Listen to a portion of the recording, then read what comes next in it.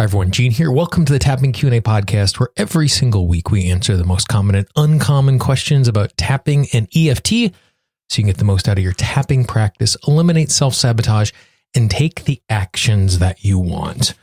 Before we jump into today's show, over the weekend, I was in Lake Arrowhead, California, up outside of Los Angeles at something called Max Fun Con, which is basically summer camp for adults. It was a really awesome weekend to be surrounded by about 250 people who are just the nicest people in the world who share similar passions.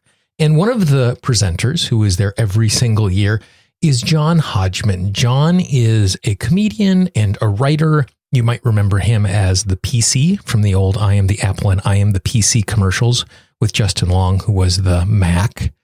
And one of the things that John always says, he does a podcast called the Judge John Hodgman podcast, is he always says that help is only help when it is given in the manner in which it is asked. I'll say that again. Help is only help when it is given in the manner which it is asked. And you know what this is like in your life when people show up and they want to be helpful and they impose their will and do what they want. That's not help. That's just someone doing what they want. So in this case, the help I'm asking for is for you to think of one person in your life you could share this podcast with.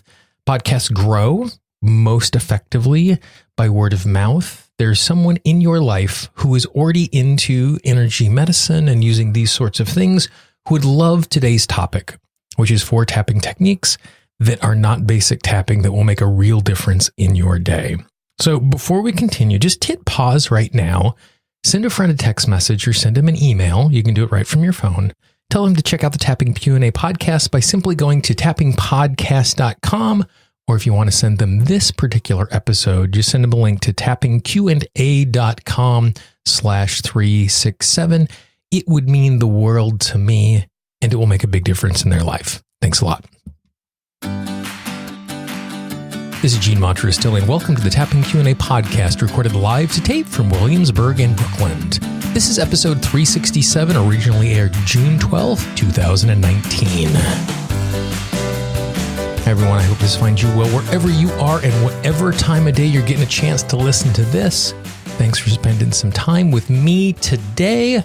Today, I have a really great conversation with my friend Kris Ferraro. Kris just published a new book that we'll talk about in a moment. But in this conversation, what we're going to do is we're going to talk about 4 really simple tools that run adjacent to the basic tapping recipe that all take less than 30 seconds each to do, that will make a huge difference in your day, making you feel better. And like I said, it's a perfect adjunct to the tapping and the other work that you're already doing.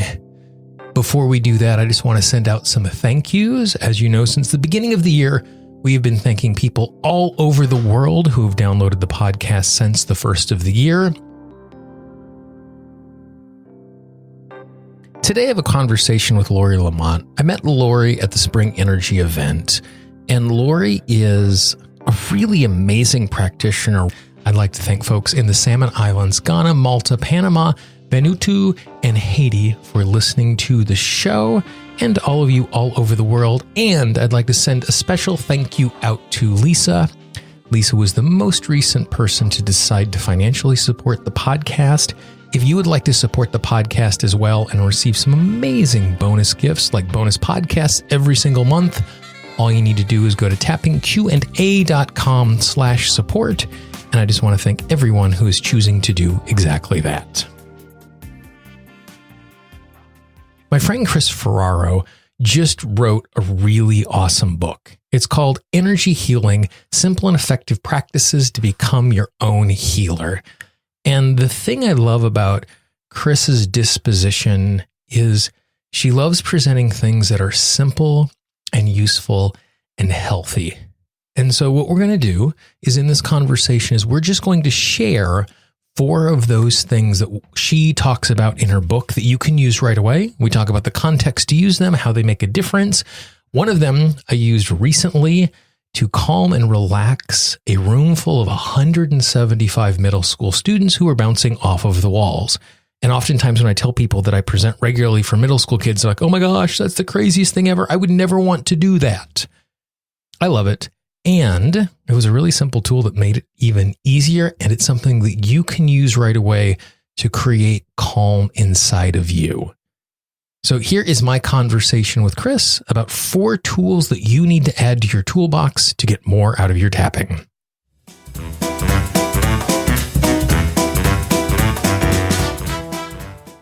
So to start out with, just share with me one of your favorite little things that you can do energy medicine wise that isn't necessarily traditional EFT or tapping. Well, one of the things that was really helpful for me to learn about was polarities. And we often think of polarities when we look at batteries. There's like a plus and a minus on both ends of the battery. And if you put the battery in the wrong way, it's not going to work. Right. So we have polarities, and our polarities can get reversed. And we've all had the experience of our polarity moving properly in the right direction. We often feel it when we're really happy or when we're feeling like we're in love. Green lights appear wherever we go, doors open up, the right piece of information comes about at exactly the time that you need it. Things are just flowing forward. And it's like there's an ordering that's happening within our experiences. And we've also all had the experience of when it's running in reverse. And it is that feeling like you're banging your head against a wall. It feels like no matter how hard you're trying to accomplish something, you're not getting anywhere. It brings up a great deal of frustration. And there's that feeling like I just can't seem to make progress on this and move forward. So one of the things that I share in the book are polarity balancers because they're super quick. They're very, very easy. I encourage clients to do them in the shower because you're going to be in there anyway. And for those of us who have hair, we're going to have conditioner waiting to soak into our hair. So it's while you're doing that, might as well get your energy starting going forward in the right direction. So there's a couple of simple ways that people can do that. And give me an example of a way that's really simple to do that. So one of them is called the thymus thump. And you just take your hand and you thump on the center of your chest, and you'll feel your sternum or your breastbone underneath there. And I, as a tapper and as a practitioner, I have, in probably the past year or so, incorporated the thymus tapping as part of my sequence of tapping points. We're already on collarbone. We're very close to where it is. We might as well just go there. This stimulates the thymus gland, which sits above the heart, and it helps to get our immune system kicked up. Often we're trying to control our immunity by avoiding people that are sick and washing our hands, and all of that stuff is great. But the truth is that we are all swimming in a sea of thousands of germs. And really we need to work on our inner defense mechanism, which is our immune system. So thumping on the thymus, just with a fist, will correct often polarity imbalancers, and it gets your immune system running properly. And I would encourage for tappers to incorporate it as part of their sequence because we know that stress affects immunity. And we also know that we carry a lot of emotional stuff in our chest area. So there's something about thumping or stimulating that point that can help that stuff to move really quickly. And I can remember when I was in speech and debate in high school, one of our speech coaches actually taught us to, before we gave a presentation, to actually rub and thump that area. And it was almost without knowing anything beyond that. It was simply doing that. I felt more energized and more focused. And it was, and so it was something that we always did before we walked into the room to give our whatever 7 to 9 minute presentation, whatever we were competing in. But it was just one of those things that I always did beforehand. And it's one of those things that even back then, I didn't care what it was doing and what was going on. It was functional. And it certainly was this helpful thing. And in a circumstance like this, because it takes so little to do, adding it part of your daily routine, your tapping, is something that just makes so much sense. If it's going to cost me 15 seconds to do something that might make a difference, I'm down for that every single time. Well, and Gene, you and I travel a lot. Yeah. So I know we've both had the experience of being on the plane where everyone is hacking up a lung around us. Right. And we've been in experiences where, where places where feel pretty germy, right? So it's nice to have something that you can turn to right away, Yep. that you can kick up and get your immune system functioning at its highest. Yeah. Awesome. Great. Well, I'd like to share one more polarity balancer. This one is my absolute favorite. And so this is the one that I do in the shower every morning. You take a flat hand and you place it on your belly with the center of your palm above your belly button, right? Not above it, on top of it. You're just laying a flat hand against your belly with the palm over the belly button. Yep.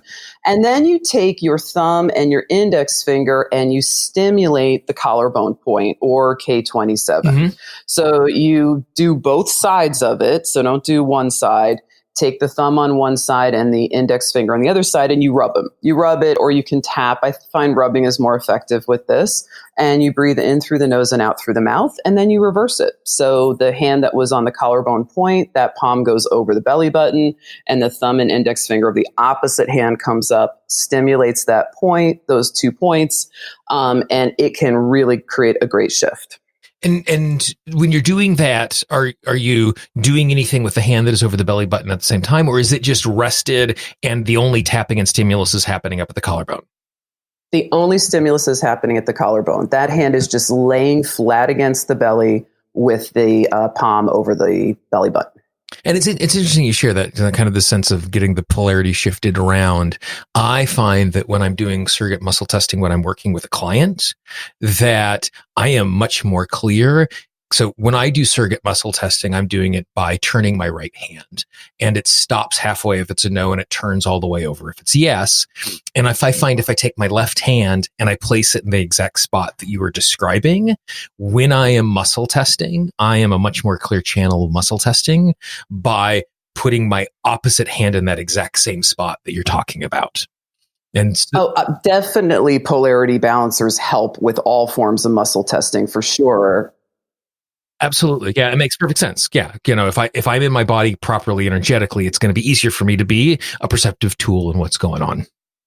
So it's interesting that you use your hand. I actually use my left leg. So I take notes with my right hand, and I use my left, hip bone as a hinge. Yeah. So I bring my knee up a couple of inches, and if I can hold it straight, it's a yes. If I can push it down, it's a no. And I just mention that in that it can be helpful for people, because for 5 years I wanted to learn how to muscle test, and none of the other techniques worked until I found my own. And it's nice that we've both found our own version that works for us. Absolutely. And I originally learned mine from the folks, Stephen Daniels and the folks over at Quantum Techniques. And in the muscle testing DVD that I did with them, they had 7 or 9 or a whole bunch of different versions. And for whatever reason, the turning of the wrist was the one that just locked with me, where other folks do other things. And so I think that's really important, as we're learning and adjusting these tools, is the most important question is, how's it working for you? It's not an issue. Yes. Am I doing it right or wrong? But as I do this thing, like talking about the thumping on the chest, it was useful for me in high school, because going into this thing, and it didn't matter what it was and why it was useful. And that's the way that we're evaluating this stuff. And the same is true with our tapping. I get questions, how do I do this right? And it's not right or wrong. It's effective and need to do it a different way, because I'm getting feedback because it's not. Well, it's one of the points that I hope people get from my book, which is that it's not about following the instructions, which is kind of unusual for a how-to book to be saying that. It's about learning about our own energy field, the language of our energy, and tuning into what works and what doesn't work. And in that way, we get to know ourselves far greater than we could otherwise, because we're learning about the most intimate parts of ourselves, which is our energy field. Excellent. Well, good. So what was the second technique that you want to share with us today, or the second concept? I call it the shush technique. I feel that globally we are in a nervous system crisis, where much of the time we are in sympathetic instead of parasympathetic. So we are a lot of times are in that fight or flight or freeze response because of maybe global events, lifestyle, lack of sleep, the influx of chemicals to our system that our bodies weren't designed for. So it's very, very, very important for people to learn how to be able to bring themselves back into parasympathetic very, very quickly and easily. So I call this the shush technique. Mm-hmm. And I call it the shush technique because it looks similar to when you're bringing your finger up to your mouth to shush someone. Mm-hmm. And I call it that too because it's shushing that fight or flight response. Yep. And so you simply take an index finger and you line it up underneath your nose, over the lips and down to the chin, and you press that finger all the way in. Mm-hmm. And what I like to do is take my middle ring and pinky finger and curl it around my chin, and I put my thumb on the other side of my chin so I can do this in public and it looks like I'm just thinking really hard about something. And when I show people how to do this, they often air it. They don't actually press the finger in. You do need to press the finger in. So you line it up underneath there, you press it all the way in, and then you just focus on your breath. For me, it takes 2 breaths to switch back into parasympathetic. For other people, it may be 4, 5, or 6 breaths. But I love this because it's very covert. It's very simple. You're in a meeting, someone says something, and it kicks up some high intensity for you. You can literally, in that moment, begin to retrain the nervous system to let it know that you are indeed safe. And it's very, very important that we feel that in our bodies. And it's really interesting when we, you don't teach a baby to suck its thumb. It just sucks its thumb because it's a self-soothing thing. And so often when we look at techniques like this and tapping stuff that we do, that naturally we're already doing these things. When I'm trying to figure out a problem, that posture you just talked about, I'm doing that exact thing. And literally I tap, like my index finger is tapping up and down as I'm like staring up in some direction and thinking. And I wasn't taught to think like that. Like I just feel better and I think clearer when I do it. And so, like you said, one, it's super easy to do in a covert way because it's something that looks normal. The other is it looks normal because we do it because part of us recognizes that it's a useful way to kind of manage what's going on in the moment. Right. It actually is normal. Yeah. I mean, it's right. What's supposed to happen. Yeah. We've just found our way to it naturally. And in a moment like this, we can say, oh, I don't just have to do it unconsciously. I can be deliberate about doing this thing that has always been helping me. Now I'm going to do it in a time that's really useful. Yes. And so what was the third tool that you wanted to share today? So emotional clearing, that's what you and I do all the time. Yep. Sometimes we don't have the time to go through a full tapping sequence and bring down, each individual emotion at a time. I have found that I've created a technique I call sweeping the governing vessel. Mm-hmm. If I had more time to write my book, I would have come up with a far more clever title for that. Right. But it's exactly what we're doing.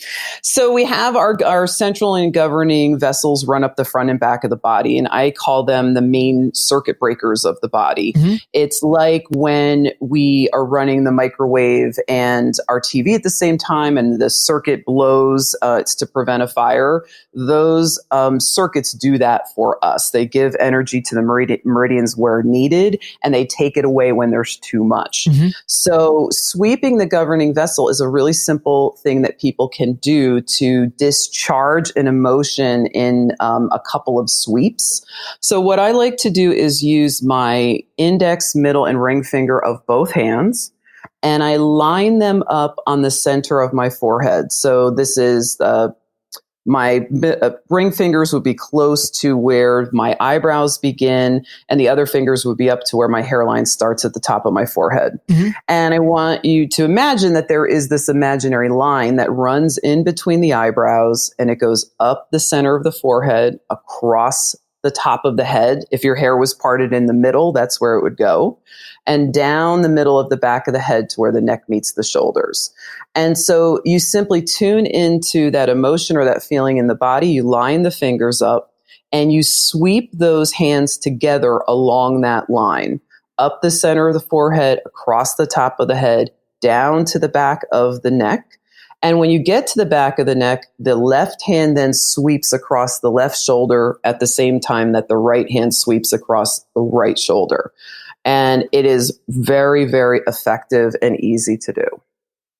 And so, the the kind of the visual that I have as you describe this is I'm taking my fingers and I'm going along this line almost as if I am unzipping something. And when I get to the back, I'm pulling it open.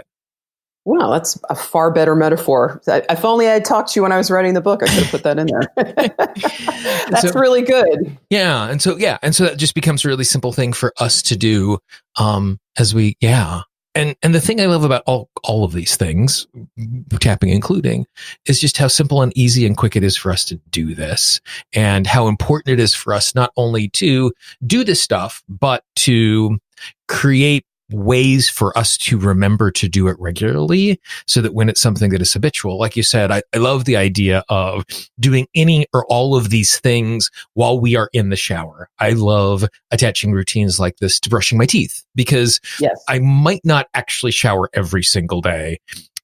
A day doesn't go by that I don't brush my teeth. And having these things connected together makes it super easy for us to remember to do it, and doing a little maintenance on these things all the time is just going to make it's great to use it in responsive triage ways. But if we're using tools like this consistently, then our resource state is so much better. Well, there's less fires to put out, I find.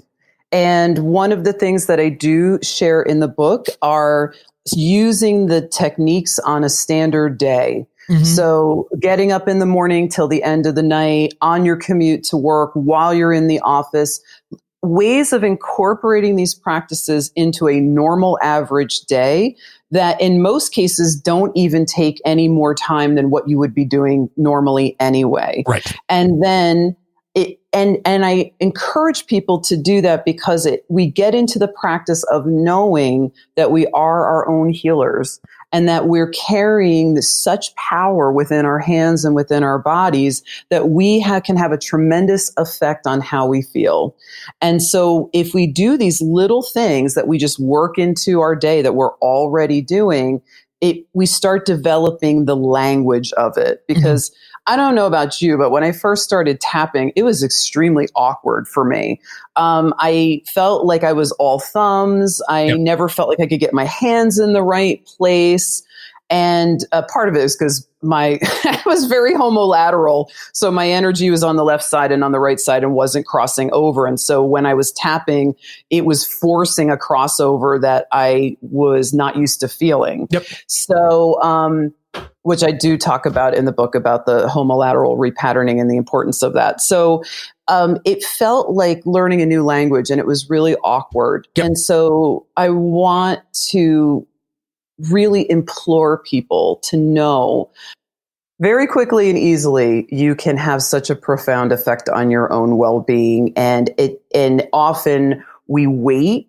Oh, I'll tap this weekend when I have 2 hours to look at all of the aspects of this and write it all down and all of that. And it's important to go deep, but it's also important that we maintain, throughout our days. And they can have sometimes what I find a cumulative effect. 100%. You do these little things every day, and then the next time that major fire goes off in your life, you find yourself responding in a way that you didn't know was possible, and resolving those big things more easily than maybe you had before. And it's because you have this energetic foundation that's supporting your overall well-being. Yeah, I like the term, the vocabulary I use in talking about that is resource state. The better my resource state, whatever comes up, I'm going to handle it better. Like there's reason that Merriam-Webster in the last couple of years added the word hangry to the dictionary. It's because that we recognize that when we are hungry, we are more likely to have disproportionate emotional responses. Because I'm hungry, my resource state is depleted. When I'm not hungry, my resource state is fuller. And what you're talking about here is an emotional, biochemical, energetic resource state. Making sure that the difference between fight or flight and freeze and being in the settled mind, that when those things come up, we respond so much better because we have more to draw on in the moment. Yeah, it's absolutely true.